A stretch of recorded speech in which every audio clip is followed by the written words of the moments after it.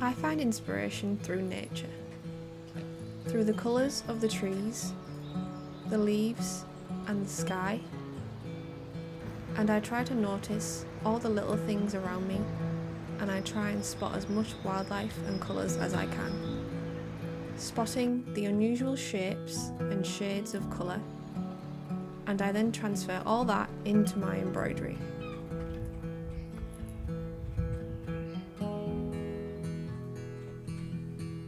I also find inspiration in my embroidery threads.